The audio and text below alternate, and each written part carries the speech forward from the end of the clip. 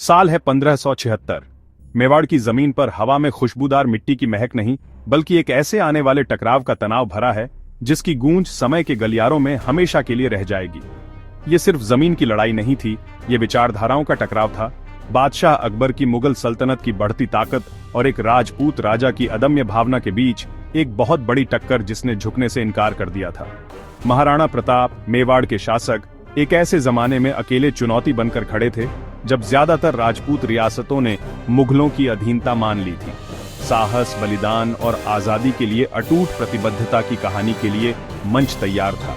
अकबर, जो बहुत महत्वाकांक्षी और रणनीतिक रूप से जीनियस शासक था, पूरे भारतीय उपमहाद्वीप को अपने झंडे के नीचे लाना चाहता था। उसकी नीति कूटनीति, वैवाहिक गठबंधनों और भारी सैन्य बल का एक चालाक मिश्रण थी। जैसे ही आसमान में मानसून के बादल इकट्ठा होने लगे, वैसे ही जमीन पर सेनाएं भी इकट्ठा होने लगीं।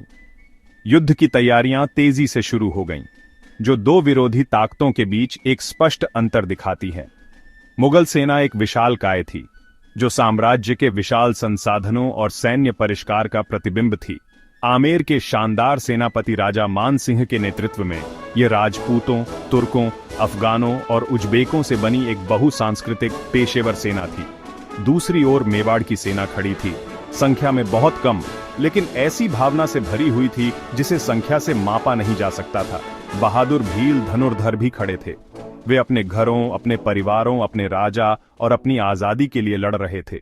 18 जून 1576 की सुबह सूरज अरावली की पहाड़ियों पर उगा।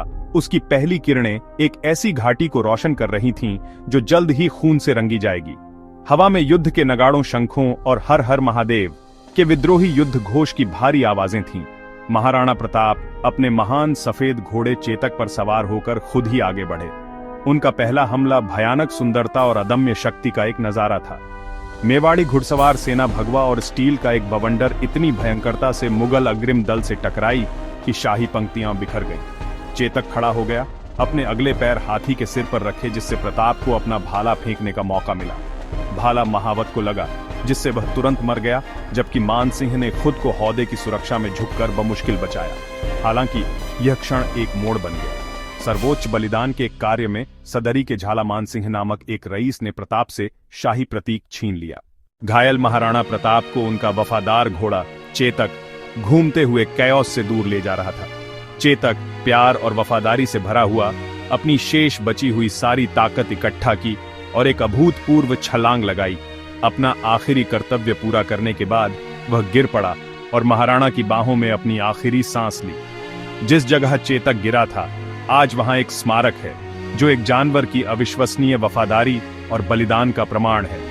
युद्ध के मैदान में जैसे ही सूरज ढलने लगा, लड़ाई शांत हो गई। मुगलों ने भारी नुकसान उठाया था और भयंकर प्रतिरोध से थक गए थे। उन्होंने दर्रे पर नियंत्रण का दावा किया। उन्होंने जमीन जीत ली थी, लेकिन भारी कीमत पर। जीत खोखली लग रही थी, इसकी कीमत बहुत ज्यादा थी। हल्दी घाटी का युद्ध अपने तात्कालिक परिणाम से कहीं ज्यादा है। ये राजपूतों के शौर्य और स्वाभिमान के लिए ओवरवेलमिंग ऑड्स के खिलाफ अटूट लड़ाई का अंतिम प्रतीक बन गया। उन्हें केवल एक राजा से लोकनायक, स्वतंत्रता के प्रतीक तक ऊंचा उठा दिया।